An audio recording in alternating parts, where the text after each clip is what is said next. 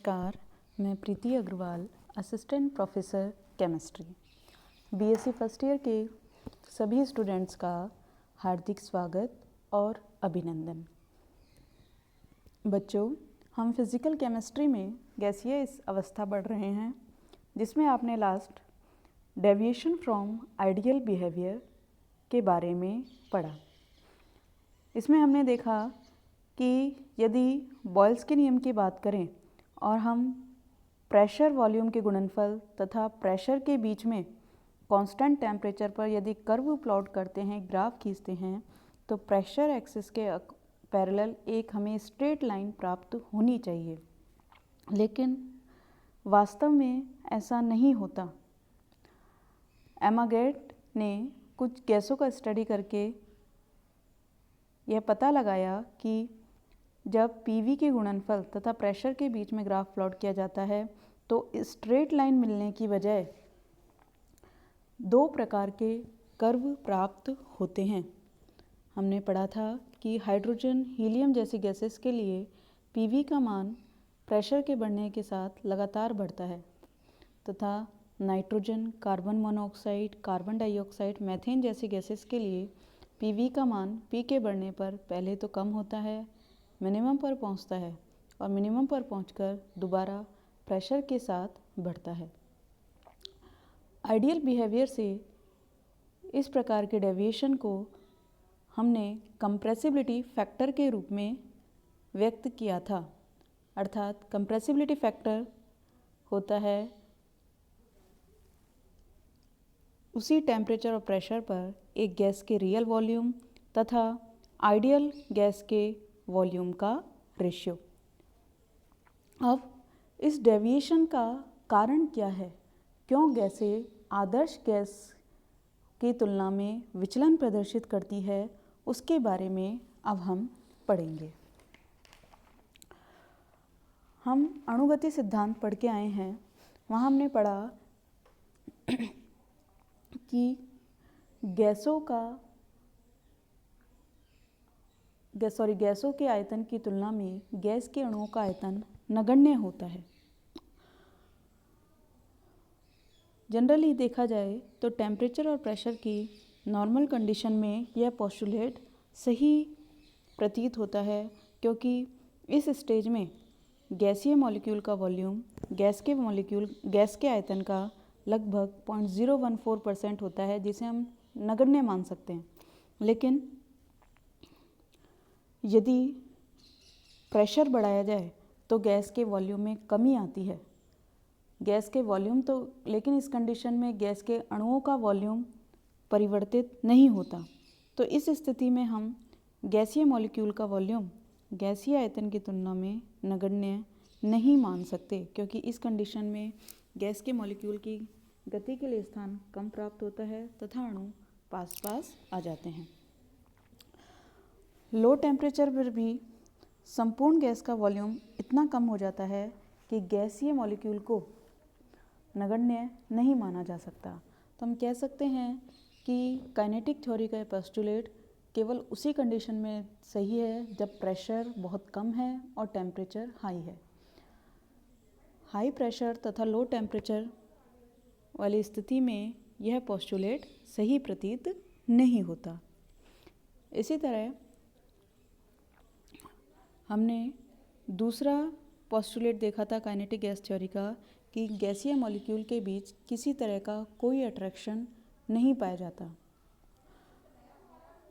लेकिन वास्तविकता में अगर देखें तो जब हम प्रेशर बढ़ाते हैं तो प्रेशर बढ़ाने पर मॉलिक्यूल एक दूसरे के पास आ जाते हैं, और मॉलिक्यूल पास आ रहे हैं, इसका मतलब इनके बीच में अट्रैक्शन फोर्स निश्चित रूप से उपस्थित है।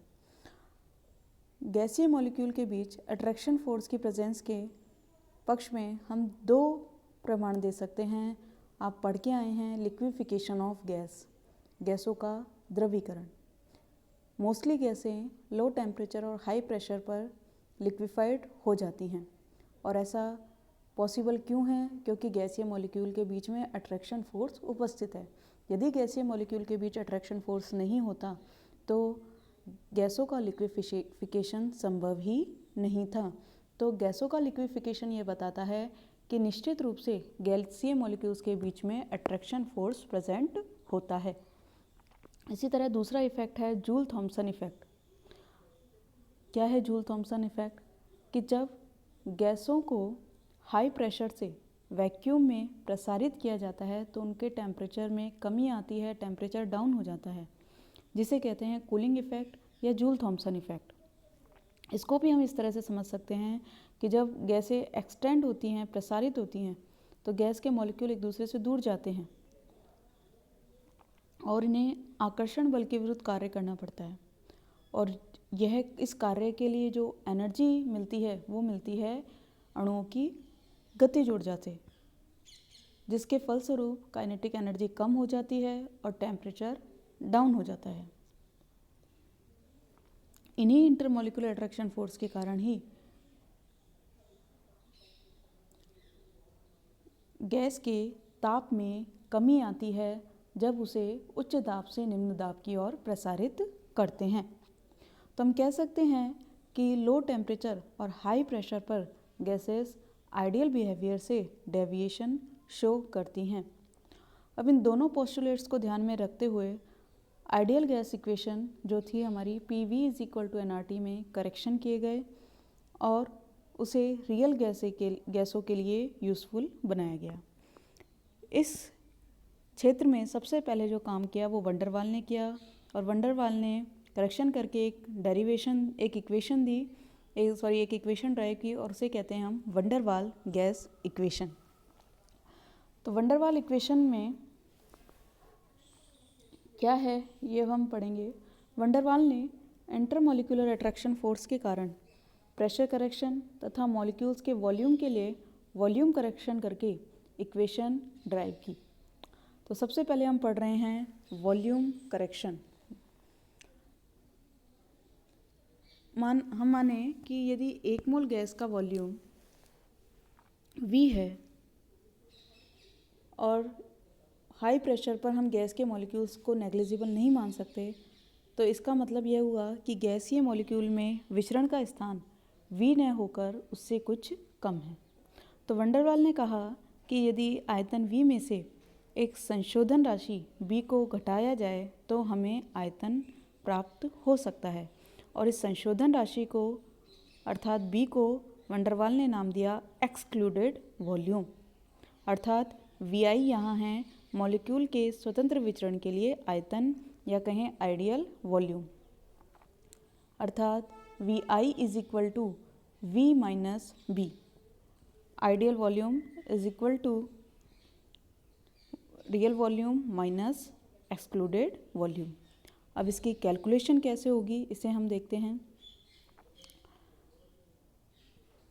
इसके कैलकुलेशन के लिए हम गैस के मॉलिक्यूल के डायमीटर की सहायता ले सकते हैं। किसी गैसीय मॉलिक्यूल का व्यास या कहें डायमीटर सिग्मा यदि हम माने तो इसका मतलब ये हुआ कि 2 मॉलिक्यूल्स के सेंटर की डिस्टेंस सिग्मा है, या कहें दोनों मॉलिक्यूल इस दूरी से अधिक पास नहीं आ सकते, अर्थात एक मॉलिक्यूल का दूसरे मॉलिक्यूल के चारों ओर सिग्मा अर्धव्यास के गोले के बराबर वॉल्यूम में जाना पॉसिबल नहीं है। और इस गोले को हम यहाँ रिप्रेजेंट कर रहे हैं शेडेड वॉल्यूम से और इसे नाम दिया हमने एक्सक्लूडेड वॉल्यूम। यहाँ आप देख सकते हैं। तो फाइनली हम ये कह सकते हैं कि छायांकित गोले का जो वॉल्यूम होगा वह उन दोनों मॉलिक्यूल्स के लिए एक्सक्लूडेड वॉल्यूम होगा, अर्थात दोनों मॉलिक्यूल इस दूरी से अधिक एक दूसरे के पास नहीं आ सकते और इस गोले का आयतन होगा 4/3 पाई सिग्मा क्यूब। अतः एक मॉलिक्यूल का एक्सक्लूडेड वॉल्यूम होगा 1/2 × 4/3 पाई सिग्मा क्यूब, क्योंकि वो दोनों मॉलिक्यूल का है तो एक गोले का अगर हम निकालेंगे तो हमें प्राप्त होगा 1/2 4/3 पाई सिग्मा क्यूब। और एक मॉलिक्यूल का रियल वॉल्यूम होगा 4/3 पाई सिग्मा/2 का होल क्यूब। तो इन दोनों इक्वेशंस का यदि हम कंपेयर करें तो हम कह सकते हैं कि एक्सक्लूडेड वॉल्यूम = 4 × रियल वॉल्यूम। अर्थात अणु का वर्जित आयतन बराबर 4 गुणा अणु का वास्तविक आयतन, जो हमें प्राप्त होगा 4 × 4/3 पाई सिग्मा बाई 2 का होल क्यूब। तो हम कह सकते हैं कि एक मोल अणुओं का वर्जित आयतन बराबर होगा 4n × 4/3 पाई सिग्मा बाई 2 का होल क्यूब। तो यहाँ से यदि मैं एक्सक्लूडेड वॉल्यूम की कैलकुलेशन करूँ तो मुझे फाइनली एक्सक्लूडेड वॉल्यूम मिलता है 4n × 4/3 पाई सिग्मा बाई 2 का होल क्यूब। यहाँ n आवोगाद्रो नंबर को बताता है। तो ये हुआ हमारा वॉल्यूम करेक्शन। अब उसके बाद नेक्स्ट हम देखते हैं प्रेशर करेक्शन। यह करेक्शन भी इंटर मॉलिक्यूलर अट्रैक्शन फोर्स के कारण ही होता है। हाई प्रेशर पर गैसों के मॉलिक्यूल पास पास होते हैं, अट्रैक्शन ज़्यादा होता है। इनमें से हम दो तरह के मॉलिक्यूल ले रहे हैं। एक ऐसा मॉलिक्यूल जो पात्र के बीच में उपस्थित है, जिस पर चारों तरफ से समान रूप से अट्रैक्शन फोर्स लग रहा है, तो उसमें नेट फोर्स हुआ 0। और एक मॉलिक्यूल ले रहे हैं जो पात्र की दीवार के पास है। तो अब हम बी पर ध्यान कंसंट्रेट करें तो बी मॉलिक्यूल पर पीछे के मॉलिक्यूल द्वारा एक शुद्ध अट्रैक्शन फोर्स लगता है, जिसके कारण मॉलिक्यूल पीछे की तरफ खिसकता है,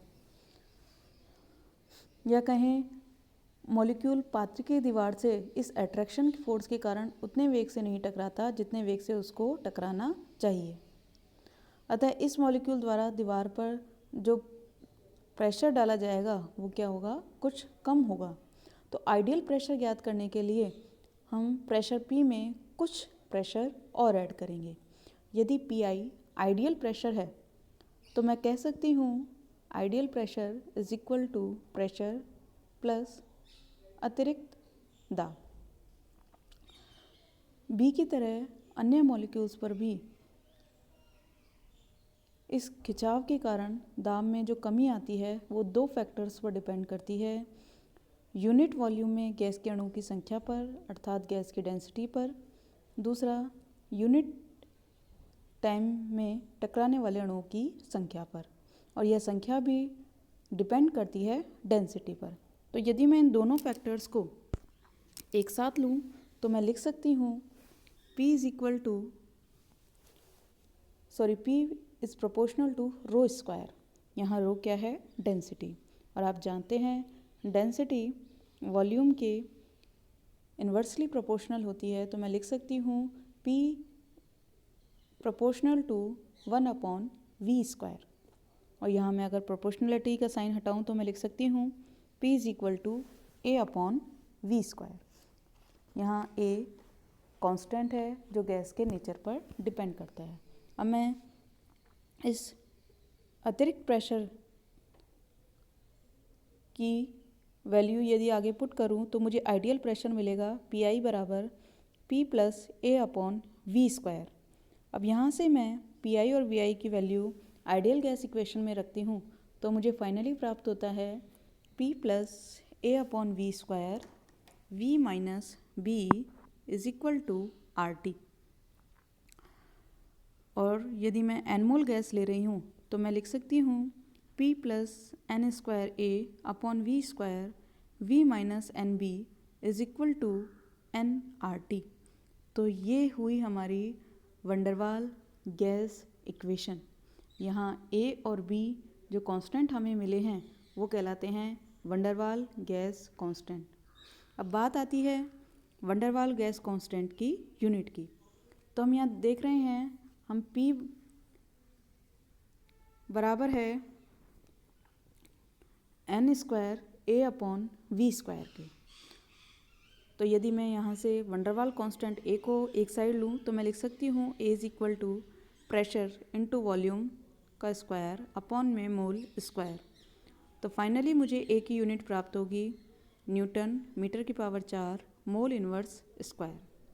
इसी तरह यदि मैं कांस्टेंट B की यूनिट ज्ञात करूँ तो मुझे पता है कि V इज इक्वल टू होता है NB के। तो मैं लिख सकती हूँ B is equal to V/2। n। तो यहाँ से हमें कांस्टेंट b की यूनिट प्राप्त होगी मीटर क्यूब मोल इनवर्स। तो आज हमने वंडर वाल गैस इक्वेशन क्या है, डेविएशन क्यों होता है और वंडर वाल कॉन्स्टेंट्स की यूनिट क्या हैं, इसके बारे में पढ़ा। तो आज के लिए बस इतना ही। धन्यवाद।